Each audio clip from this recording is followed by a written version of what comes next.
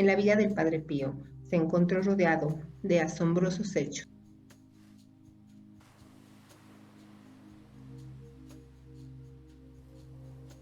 Uno de ellos ocurrió 2 días posterior a su muerte. En la mañana del 25 de septiembre, una muchedumbre que aún no acababa de retirarse por ir a despedir a este padre, había descubierto en la ventana una silueta, la figura de un monje de 3/4 de perfil, inmóvil y en actitud de orar. Se vislumbraba por la ventana. No había duda alguna. Para los que lo conocieron, era la silueta del Padre Pío. La imagen desapareció hasta el día siguiente, y aunque probablemente esta no fue ninguna ilusión, el Vaticano solo hizo una breve mención sobre el descanso de su alma y rehusó hacer declaraciones al respecto, al igual que había venido haciendo en relación con los estigmas, el don de ubicuidad, las facultades telepáticas y las curaciones milagrosas realizadas por el Padre Pío a lo largo de su vida. Este demostró grandes facultades proféticas, como hemos mencionado, telepáticas, una sorprendente clarividencia, realizó actos de bilocación, que puede ser definida como la presencia simultánea en 2 lugares diferentes. En el caso de las personas que lo experimentan, aparentemente podrían ser capaces de interactuar con su entorno de forma natural, lo que incluye la posibilidad de experienciar sensaciones y manipular objetos físicos, tanto en el lugar de origen de la persona como el lugar a donde se ha trasladado su otro yo. Y si consideramos la cantidad de sangre que perdió por sus estigmas hasta un día antes de su muerte, cuando estos desaparecieron, crea una gran controversia aún para el mismo Vaticano. Pero ¿quién fue el Padre Pío?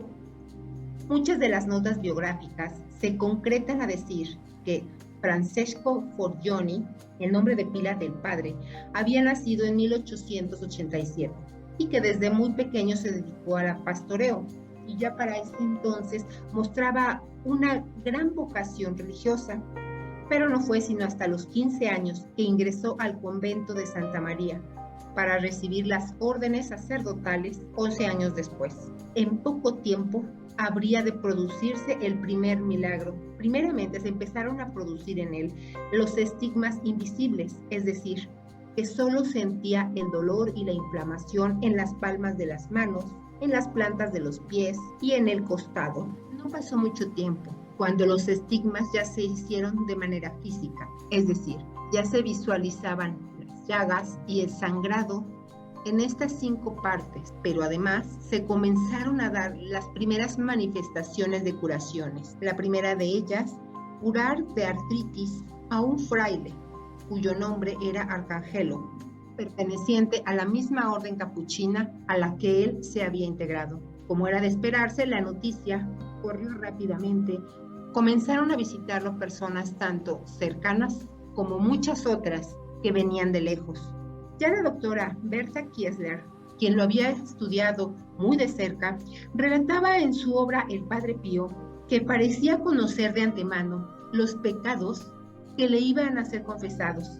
Reconocía a los hipócritas y los que se resistían a relatar sus faltas, y como era de esperarse, eran tratados duramente por el Padre Pío. Debido a la telepatía que tenía el Padre Pío, no todos encontraron en el confesionario lo que buscaban, pues el Padre Pío sabía cuando una persona estaba mintiendo, actos que le generaban mucho enfado, y en muchas ocasiones terminaba corriéndolos. Y como era de esperarse, todos estos acontecimientos de un monje capuchino milagroso llegaron al Vaticano, quienes pidieron informes al Padre Superior de la Orden y solicitaron que les fueran descritos solo los hechos comprobados sobre ese monje, del que se dice ha recibido los estigmas y el don de curar. A vuelta de correo, los escrutadores del Santo Oficio quedaron asombrados al descubrir, mediante el Padre Superior, las cualidades sobrenaturales que rodeaban la vida del Padre Pío, y las numerosas curaciones psíquicas se hicieron muy notorias. Una de las más asombrosas curaciones milagrosas fue a un joven que padecía el mal de Pot, comprobado radiológicamente, la cual produce destrucción de los cuerpos vertebrales que desaparecen súbitamente. En el momento de sumergirse en una tina del hospital y recibir la gracia del Padre Pío, posterior a la toma de sus vértebras en los rayos X, aparecían como normales. Este increíble caso fue detallado ampliamente en la revista de parapsicología de la Universidad de Innsbruck, pero uno de los prodigios más sorprendentes del padre y el que le atrajo en definitiva la atención médica internacional fue en una pequeña de nombre Gemma Di Giorgio, una niña ciega de nacimiento, pues carecía de pupilas. No obstante, sus padres la llevaron a la iglesia del convento, en donde escuchó la misa oficiada por el Padre Pío y comulgó con él. Y según consta en actas, inmediatamente después de recibir su bendición, la niña comenzó a ver, primero de manera borrosa, y posteriormente esta imagen se fue aclarando. La niña había recuperado la vista, pero no sus pupilas. En este caso, ¿cómo podía ver sin ellas? Este es uno de los grandes misterios del Padre Pío, que fue confirmado sobradamente por médicos y especialistas, dando origen a una serie de investigaciones aún desde el mismo Vaticano. Los doctores Festa y Bignami fueron enviados por parte del Vaticano para estudiar al padre. Certificaron la autenticidad de los estigmas, así como otro hecho sorprendente.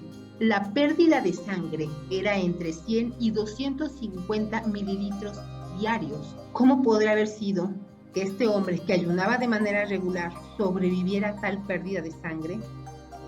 El más hondo misterio rodea este fenómeno que ni siquiera el doctor Romanelli, quien estudió los estigmas del padre a lo largo de 15 meses, se atrevió a intentar develarlo en su extenso informe a la Santa Sede. La herida del costado presenta características semejantes y todas ellas sangran permanentemente y en abundancia, además de no presentar alguna inflamación en ninguna de los 5 estigmas. Existe además un hecho sumamente intrigante relacionado con los estigmas, que tiene que ver con el perfume que proviene de estos, de la sangre y en sí de la persona del Padre Pío. El doctor Festa fue uno de los primeros examinadores de las heridas del Padre Pío y él testificaría que en su primera visita tomó un pequeño paño manchado de sangre para realizar un examen microscópico en Roma. Menciona que él estaba privado del sentido del olfato, pero las personas que estaban con él olieron una fragancia muy distinta y dijeron que correspondía al perfume que emanaba del Padre Pío. No sabían que él llevaba la tela encerrada en un estuche. Y continuó narrando: en Roma, coloqué la tela en un gabinete en mi estudio. La habitación se llenaba con frecuencia de perfume y muchos pacientes me preguntaban espontáneamente cuál era el origen del perfume. En otra ocasión, el doctor Festa tomó posesión de una tela que había estado cubriendo la herida del costado del Padre Pío para análisis de laboratorio en Roma. Mientras viajaba de San Giovanni Rotondo a Roma, varias personas le dijeron que olía el perfume del Padre Pío. Y varios de sus pacientes informaron que olieron el mismo perfume cuando lo visitaron.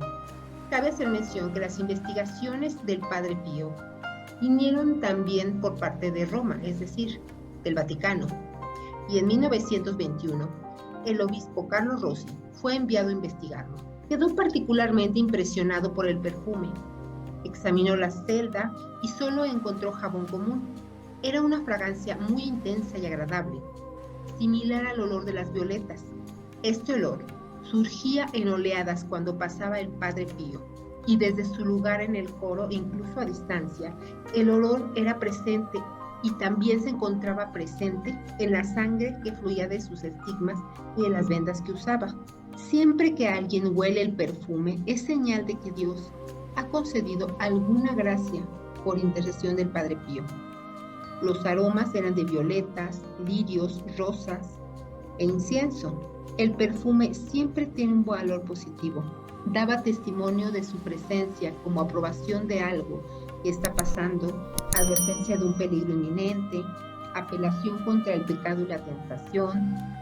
Como un mensaje de consuelo, servía como respuesta a un grito de auxilio.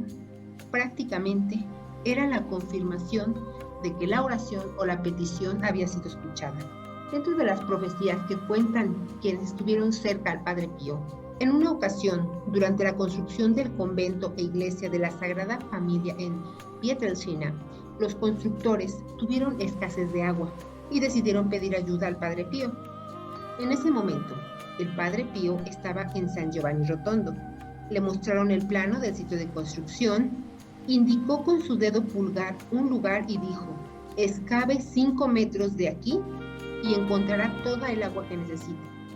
Y así lo hicieron, y el agua abundante se utilizó para la construcción, pero también sirvió para las necesidades del pueblo. Otro caso, en 1948, el misionero capuchino Luis Magliacani estaba a punto de regresar a la India después de viajar a visitar a su familia en Italia. El barco, que se encontraba en Nápoles con partida a India, marcharía en unos días. Así que un amigo le sugirió que visitara al Padre Pío para saber qué le podría vaticinar. Así es que acudió. El Padre Pío le dijo que nunca volverás a la India, sino que iría a Arabia. Ese mismo día, durante el almuerzo, llamaron a Luis por teléfono. Era un cardenal de la Congregación para la Propagación de la Fe. Le dijo que no fuera a la India, sino que fuera inmediatamente a Roma. Estando en Roma, el cardenal y el Padre Luis tuvieron una audiencia privada con el Padre Pío XII. El Papa le dijo a Luis: usted ha sido elegido para abrir una nueva misión en Arabia, hecho que ya le había confirmado el Padre Pío momentos antes. Sin embargo, no todo eran buenas noticias, ya que también podía vaticinar la muerte. El 30 de diciembre de 1937, el Padre Pío estaba rezando en el coro con el Padre Atanasio Leonardo Dateano y otros frailes. De repente dijo: oremos por nuestro Padre provincial, Bernardo de Alpichela, que está en agonía. Nadie sabía que estaba enfermo. Al día siguiente, les comunicaron que el Padre Bernardo había muerto repentinamente. Otro hecho que pudo vaticinar fue quién sería el siguiente Papa al fallecer, Juan Pablo XXIII. Y esto sería en 2 ocasiones. La primera de ellas, en 1959, el cardenal Montini de Milán le dio a Alberto Galletti un mensaje para el Padre Pío, pidiéndole oraciones particulares. En su entrevista, el Padre Pío le dijo a Alberto que le prometió oraciones fervientes y también le dijo a Alberto que le informara que Montini sería elegido Papa, y entonces agregó: ¿entiendes lo que debes decirle? Dígaselo, porque debe prepararse. Años posteriores, en 1963, un 3 de junio, moría el Papa Juan XXIII. Los frailes comenzaron a preguntarle al Padre Pío sobre el cónclave, hasta que dijo: va a ser Montini. 20 días después, Montini fue elegido Papa. Ahora bien, hay otros hechos extraordinarios, no solamente de profecías, sino de materializaciones de objetos. En una ocasión, una mujer de Pesaro, esposa de un obrero, testificaría que llevó a su hija sordomuda a ver al Padre Pío, el cual la curó al instante. En un arrebato de agradecimiento, la mujer tomó la cadena de oro del cuello del niño, que era el único objeto de valor que poseía, y se la entregó al Padre Pío para la Virgen. Cuando volvió a casa, le contó todo a su marido. Él, por supuesto, se enfureció por la ofrenda que ella le había hecho al Padre Pío. Le dijo que ella debería haber elegido algún otro artículo en lugar del regalo que él mismo le había hecho a su hija. A la mañana siguiente, encontraron la cadena en la mesita de noche. También el Padre Pío tendría un gran contacto durante el tiempo de guerra con personas del ejército, a quienes en muchas ocasiones les llegó a salvar la vida. En 1944, Joe Asterita fue capellán asistente en la Fuerza Aérea del 15º Ejército. Él era del mismo origen napolitano como el Padre Pío, hablaba italiano con fluidez y a menudo traducía para los otros soldados. Un día, el Padre Pío le dijo que 5 personas necesitaban un aventón de regreso a Foggia. Joe se negó porque estaba prohibido transportar civiles en vehículos militares. El Padre Pío le dijo: recuerda esto, cada vez que te pida que hagas algo por mí, funcionará. No debes tener miedo. Joe permitió que 2 hombres, 2 mujeres y un niño subieran a su jeep militar. En el camino, Joe vio a 2 policías militares. Miraron dentro del jeep y siguieron adelante. En ese momento, el aire se llenó de ese perfume característico del Padre Pío. Mientras continuaban, se encontraron con muchos policías militares, pero Joe nunca fue detenido. En todas esas ocasiones, se pudo percibir el perfume del Padre Pío hasta la llegada de los 5 italianos a su destino. Cabe hacer mención que el Padre Pío realizaba estas curaciones milagrosas no solamente en persona, sino como se ha mencionado a través de bilocaciones. Por mencionar algunas, se encuentra la que María Winowska narra en su libro Un estigmatizado de nuestros días, afirmando que existen testigos tan respetables como Don Orión, un cardenal de la Basílica de San Pedro, que en cierta ocasión le pareció ver al Padre Pío llegando a la basílica. Sin embargo, el Padre Pío nunca ingresó. Lo buscaron en la basílica, pero no encontraron algún indicio de que se encontrara, así es que decidieron llamar a San Giovanni Rotondo, donde le indicaron que él se encontraba en el convento en ese mismo momento. La primera bilocación conocida del Padre Pío fue cuando él tenía 18 años y estudiaba filosofía en Saint Elia Pacini. Él escribió en febrero de 1905: hace unos días me sucedió algo inusual. Estaba en el coro con Fra Atanasio alrededor de las 11 de la noche del 18 de enero de 1905, cuando me encontraba lejos en Udine, donde un padre estaba muriendo y estaba naciendo un niño. La Virgen María me dijo: te confío ese niño, un día vendrá a verte, pero la encontrarás primero en San Pedro.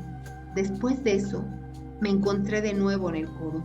Otro suceso ocurrió el 18 de julio de 1942. El padre Benedetto, exdirector espiritual del Padre Pío, agonizaba en el convento de San Severo.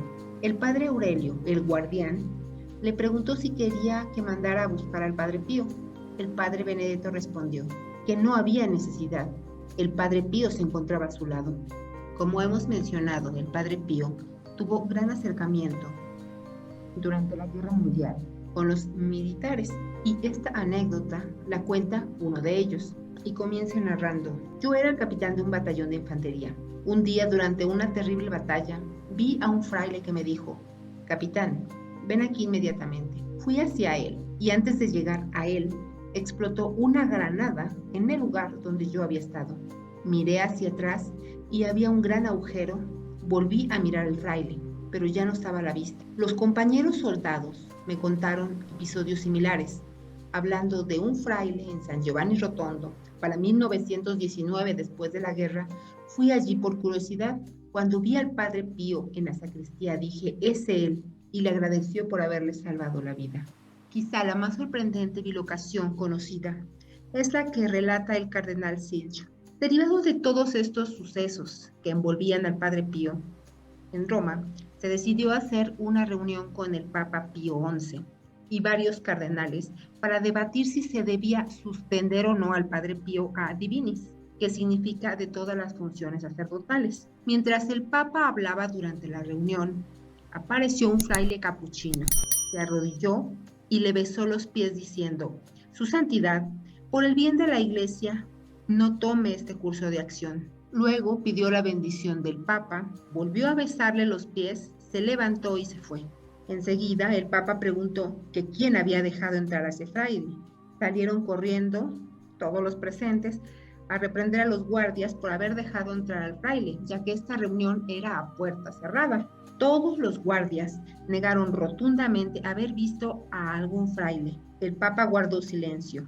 Luego ordenó al cardenal Silch que averiguara dónde estaba el Padre Pío ese día y hora. Silch fue a San Giovanni Rotondo con su cuñada, la condesa Virginia Silch Salviucci. Al llegar, el cardenal le pidió al superior del convento que le diera detalles sobre dónde estaba el Padre Pío en esa fecha y hora en particular. El superior le dio los detalles solicitados, mismos que informó al Papa, diciendo que el Padre Pío estaba en el coro de su convento, diciendo el oficio. El Papa Pío XI nunca volvió a plantear la cuestión de suspender al Padre Pío de sus facultades sacerdotales. La última bilocación conocida, mientras el Padre Pío estaba vivo, se comenta que fue el 22 de septiembre de 1968 a las 4:30 p.m. El Padre Humil, amigo del Padre Pío, estaba postrado en cama en Génova a causa de una caída. Su hermana Ludovica trajo una taza de té al padre. Al entrar en la habitación, olió un intenso perfume de flores. El Padre Humil le dijo: Padre Pío vino a decir su último adiós. Pocas horas después, se confirmaba el fallecimiento del Padre Pío. También existen testigos militares de otros hechos asombrosos como la levitación del Padre Pío. El Padre Damaso de Santa Elia Pacini, superior del convento, testificó que durante la Segunda Guerra Mundial, varios pilotos de la Fuerza Aérea Angloamericana estuvieron en el área de Bari realizando una serie de misiones de bombardeo en el área que comenzaron el 8 de septiembre de 1943. Eran de diferentes nacionalidades y religiones, pero informaron de un fenómeno particularmente excepcional. Cada vez que los pilotos se acercaban a la zona de Gargano, cerca de San Giovanni Rotondo, veían a un fraile en el cielo prohibiéndoles lanzar sus bombas en las inmediaciones, a manera de señas. Foggia y casi todas las ciudades de Puglia habían sido bombardeadas varias veces, pero ni una sola bomba cayó en San Giovanni Rotondo. Testigo directo de este fenómeno fue el general de la Fuerza Aérea Italiana, Bernardo Rossini, que estaba destinado con las fuerzas aliadas angloamericanas en Bari en ese preciso momento. El general Rossini informó que los pilotos hablaban de un fraile que aparecía en el cielo con los brazos extendidos, obligando a los aviones a retroceder. Estos informes, informados en repetidas ocasiones, el comandante general decidió intervenir personalmente. En esa ocasión, decidió tomar el mando de un escuadrón de bombarderos con la intención de destruir un alijo de suministros alemanes que había sido identificado en las cercanías de San Giovanni Rotondo. Cuando el escuadrón regresó, el general parecía contrariado. Informó que al acercarse al objetivo, él y sus pilotos vieron a un fraile con los brazos extendidos en el aire, a la altura que volaban los aviones. Las bombas fueron lanzadas desde los aviones y cayeron en áreas abiertas. Los aviones dieron un giro brusco y regresaron a la base, sin que los pilotos lograran bombardear el sitio designado en San Giovanni Rotondo. A partir de esto, los pilotos querían saber quién era ese fraile. El comandante general de los escuadrones en ese momento era el general Nathan F. Twining. Después de la guerra, el general se enteró del Padre Pío y decidió visitarlo con algunos de sus pilotos que habían volado en el escuadrón. Al llegar, pudieron reconocer de inmediato al Padre Pío. A partir de ahí, el general se hizo amigo del Padre Pío. Si la fuerza con que produjo sus portentos era un don natural o sobrenatural obtenido de un ser superior, es algo que la ciencia de su tiempo no alcanzó a dilucidar. Y aún en nuestros días resulta difícil asimilar sus prodigios, que tanto en vida como después de su muerte y su canonización se han registrado. La mejor opinión la tienen ustedes.